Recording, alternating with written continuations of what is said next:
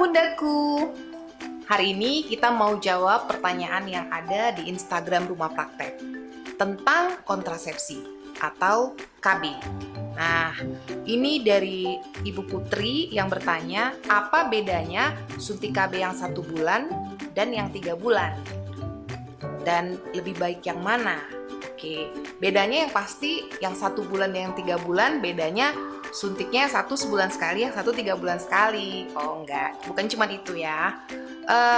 Sebenarnya KB 1 bulan dan 3 bulan itu sama-sama KB kontrasepsi yang mengandung hormon. Namun dosisnya saja yang berbeda.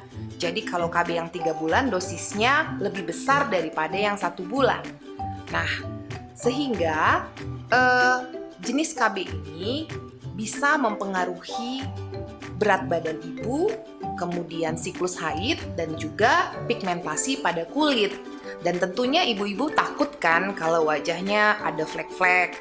Nah, kalau ditanya lebih baik yang mana, mungkin lebih baik yang 1 bulan. Kenapa? Karena yang 3 bulan dosisnya cukup besar. Sehingga banyak sekali akseptor KB atau ibu yang mengeluh tidak dapat haid. Tentunya kalau tidak dapat haid, banyak sekali keluhan ibu. Nah, tetapi masing-masing orang berbeda efeknya. Jadi ada ibu yang dengan KB yang 3 bulan dia tetap nyaman, tapi ada juga yang tidak. Jadi tergantung kepada masing-masing orang bagaimana metabolismenya. Nah, mudah-mudahan Bu Putri puas ya dengan jawabannya. Kemudian pertanyaan berikutnya dari Ibu Rita yang bertanya, menurut cerita teman-teman yang ber-KB, berarti Bu Rita belum ber-KB ya, mereka haidnya nggak tetap sebulan sekali. Itu gimana ya dok? Oke, mungkin teman-temannya Bu Rita harus ditanya pakai jenis KB apa. Yang pasti kemungkinan besar nih mungkin teman-temannya Bu Rita pakai KB yang jenis hormonal. Tentunya seperti cerita Bu Putri tadi, KB hormonal itu mempengaruhi siklus haid karena dia mengandung hormon yang akan mengganggu siklus haid seorang wanita. Makanya haidnya juga bisa dapat atau enggak, atau jadi enggak teratur. Nah, kalau Bu Rita takut, mendingan Bu Rita pilih jenis KB yang non-hormonal. Oke, mudah-mudahan Bu Ritanya udah puas ya dengan jawabannya. Ini ada lagi pertanyaan dari Ibu Neza yang bertanya, dok, setelah nifas, apakah perlu dapat haid dulu baru mulai ber-KB? Oke, jawabannya lebih baik memang setelah nifas ibu mendapatkan haid dulu. Nah, semua jenis KB sebaiknya pemasangannya pertama sekali pada saat kita mendapatkan menstruasi. Tujuannya yang pertama untuk menyingkirkan bahwa kita hamil atau tidak. Yang kedua agar kita mengetahui siklus haid kita normal atau tidak. Nah, pastinya ibu-ibu harus tahu siklus haid yang normal itu berkisar 28 sampai 30 hari. Nah, jadinya selama 3 periode sebaiknya ibu sudah tahu bagaimana siklus haidnya, sehingga pada saat ibu mulai ber-KB, baik itu jenis yang hormon atau yang tidak hormon, nggak bingung kalau tidak mendapatkan haid. Was-was karena apakah saya sedang hamil atau tidak. Nah, itu dia.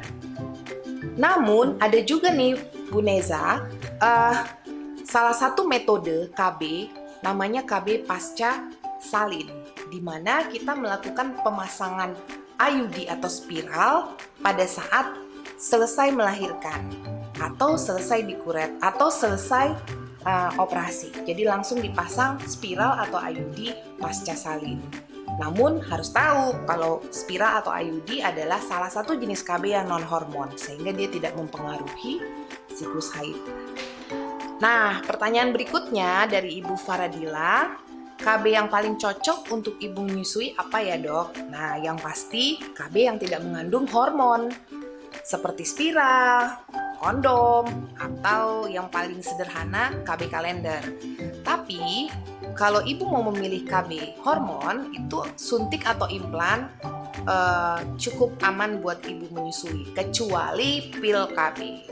Nah, itu Bu. Jadi yang paling cocok adalah semua jenis KB kecuali pil KB, karena pil KB mengandung hormon estrogen. Nah, mudah-mudahan Bu Faradila sudah paham. Berikutnya dari Bu Suci. Nah, pertanyaannya, bahaya nggak sih kalau kita pasang KB spiral, habis itu kita ngajar senam aerobik? Nah, berarti aktivitasnya cukup berat ya. Sebenarnya pemakaian KB spiral aman untuk kegiatan aktivitas seperti aerobik. Nah, yang pasti pada saat ibu memasang KB spiral, tentunya ibu harus melakukan kontrol sesudahnya, dan beberapa 6 bulan sekali minimal Ibu Suci melakukan pemeriksaan kontrol spiralnya, apakah posisinya bagus atau tidak. Nah, jadi nggak usah takut untuk melakukan senam aerobik, pastinya biar kurus ya kan Bu Suci. Nah, oke. Pertanyaan berikutnya dari Ibu Dede. KB implan berapa ya di rumah praktek? Wah, inilah salah satu jenis KB implan yang belum ada di rumah praktek. Tapi mungkin Bu Suci, Bu Dede bisa menanyakan pada bidan setempat. Biasanya bidan ataupun klinik bersalin atau di rumah sakit menyediakan KB implan. Nah, KB implan tahu kan ya ibu-ibu, yang dimasukkan di bawah kulit. Ya, jadi salah satu jenis KB yang ditanam di bawah kulit yang juga bersifat hormonal. Kemudian pertanyaannya dari Bu Mimi, ada nggak dok KB yang bikin kurus? Ada. Nah, KB yang bikin kurus pastinya satu KB yang non hormon. Ada satu jenis KB yang hormon yang juga bisa membuat kurus dan membuat jerawatnya bisa hilang. Nah, nanti ibu bisa cari tahu, searching salah satu jenis KB pil yang bisa membuat efek kurus. Namun, itu juga tergantung dari metabolisme masing-masing orang. Nah, ini ada pertanyaan lagi. Ini dia Ibu Bidan, dari tadi ditunggu-tunggu. Aduh, sorry dok. Biasa, badan banjir dok. Banjir ya, hujan, tanggulnya hancur. Terus di rumah gimana? Banjir? Banjir dok, semata kaki. Oh iya ya, semata kaki ya. Dian, ini dari tadi saya jawabin ini pertanyaan yang dari Instagram Rumah Praktek. Aduh, ini masih ada 3 pertanyaan lagi. Nah, Jadi gimana nih dok? nah inilah, kan orang itu nanya tentang KB. Jadi ini ada pertanyaan lagi nih yang nanya, katanya KB yang bisa dipakai untuk jangka panjang. Nah, Jadi itu KB apa ya dok? ya, yang paling bisa untuk jangka panjang. Nah, kalau yang hormon itu direkomendasikan hanya 2 tahun aja, lebih bagus. Tapi kalau mau jangka panjang ya pastinya IUD. Karena IUD itu bisa 5, 8 sampai 10 tahun lama. IUD yang dimasukin ke dalam. Kan biasa di sini kita pasang. Iya. Tapi kan dok biasanya ada juga nih yang kayak dia ini masang kan, dia masang yang mau 8 tahun nih. Tapi sebelum 8 tahun dia udah mau buka. Itu gimana tuh IUD-nya? Ya, nggak apa-apa, bisa. Itu kan 8 tahun maksimal. Nah, jadi kalau sesudah 8 tahun pemasangan, ya sebaiknya dibuka. Kalau memang masih mau ber-KB lagi, ya bisa dipasang lagi gitu. Tapi berbeda halnya dengan KB yang hormon. Kalau HB hormon kayak pil, implan, itu suntik, itu sebaiknya pemakaiannya tidak lebih dari 2 tahun. Jadi setelah 2 tahun pakai, 6 bulan itu lebih bagus dikasih fase istirahat dulu. Nah, fase istirahatnya itu sekarang pakai KB apa? Pakai KB kondom.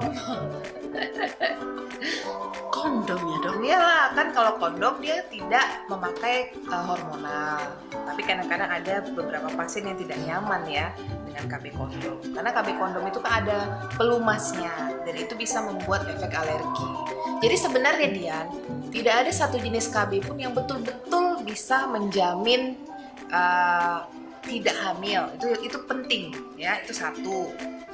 Kemudian yang kedua, tidak ada satu jenis KB pun yang benar-benar aman. Yang ada itu KB yang ideal. Nah, ideal itu maksudnya ya mungkin mudah, murah, kemudian fleksibel. Jadi kayak misalnya IUD itu dibuka kapan aja bisa langsung hamil. Kalau misalnya pil ya gampang karena kapan aja bisa diminum. Jadi misalnya gini, kayak zaman pandemi sekarang nih, contoh kan orang takut ke rumah sakit. Nah, mau ke klinik atau ke praktek pun takut, misalnya mau ber-KB, mau suntik ataupun mau pasang IUD. Ya jenis pil KB lah yang bisa dibeli, diminum tanpa harus ketemu sama petugas medis kan. Cuman kalau nggak disiplin kayak dia nggak disiplin, kalau minum pil KB bisa kebobolan. Kan sering kayak gitu dia. Ada pasien dia bilang dia lupa minum pil KB, terus tiba-tiba hamil. Ya kan? Terus dok, dia mau nanya, ini kan pasti setiap macam KB pasti punya kelebihan sama kekurangan. Jadi kelebihan dari KB hormon sama non hormon itu apa aja sih dok? Kalau kelebihan KB hormon ya mungkin kayak pil mudah, murah, gampang didapatkan. Pasien tinggal pergi ke apotek beli obatnya tinggal minum. Yang penting dia disiplin. Tapi dia sayangnya merupakan satu KB yang hormon. Artinya tidak dianjurkan untuk memakai dalam jangka waktu yang sangat panjang. Kemudian dia pasti mempengaruhi siklus haid. Jadi kadang-kadang kan pasien yang memakai KB hormon ini siklus haidnya suka kacau atau nggak dapat haid atau KB haidnya itu sebulan sampai 2 kali, itu kan mengganggu. Nah, kalau kelebihan dari KB yang non hormon, dia tidak mempengaruhi siklus haidnya, jadi haidnya tetap seperti biasa. Kalau misalnya dia berhentikan, dia mau langsung hamil bisa. Tapi kalau yang KB hormon, dia tentunya tubuhnya perlu penyesuaian untuk mengatur hormonnya yang tadinya karena ada KB hormon itu kan pasti ada hormon yang sedikit dan ada hormon yang satu yang banyak. Jadi akhirnya dia butuh waktu kadang 6 bulan sampai 12 bulan untuk supaya bisa balik lagi ke hormonnya seimbang lagi. Dengan ini dok, kan biasanya tuh banyak ibu-ibu hamil yang bertanya untuk pemasangan KB IUD itu waktunya di saat kapan?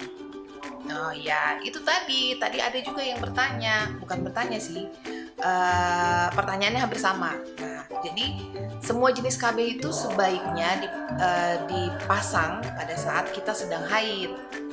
Nah, terutama IUD. Kenapa? Pertama, kalau kita haid, berarti kan kita nggak hamil. Itu jadi kita menyingkirkan bahwa kita tuh nggak hamil, karena kan orang yang lagi hamil nggak boleh ber-KB, ya kan. Kemudian yang kedua, pada saat kita sedang haid itu mulut rahimnya itu terbuka, dan pada saat pemasangan IUD itu kan dipasang ke dalam dinding rahim, ya kan. Jadi pemasangannya itu lebih gampang, terus ya pasiennya pun lebih nyaman gitu. Jadi kalau misalnya pasien dipasang kesakitan, pasti dia nggak berani lagi nanti ber-KB. Akhirnya nanti dia hamil-hamil terus. Jadi pada saat haid itu jauh lebih baik lah, lebih nyaman. Jadi bagusnya saat haid ya dok ya? Ya, saat haid. Pasti kan banyak yang bertanya dok, haidnya tuh hari yang keberapa ya? Kalau haidnya hari keberapa, boleh haid pertama, kedua, ketiga. Tapi lebih baik yang pas lagi banyak-banyaknya, biasanya hari ketiga. Tapi kalau misalnya dia lagi nggak haid, nggak apa-apa juga Dian.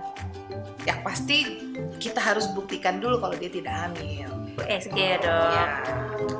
Oke, udah selesai Dian. Selesai. Nah, pantengin terus Instagram Rumah Praktek dan YouTube Rumah Praktek. Pokoknya kalau ada yang mau ditanyakan silakan DM atau WhatsApp ke nomor registrasi. Insya Allah kita akan bahas ini di YouTube Rumah Praktek. Gimana Dian? Jangan lupa subscribe. Oh gitu ya. Oke. Dadah bos. Dadah. Kok bos bundaku. Assalamualaikum. Waalaikumsalam.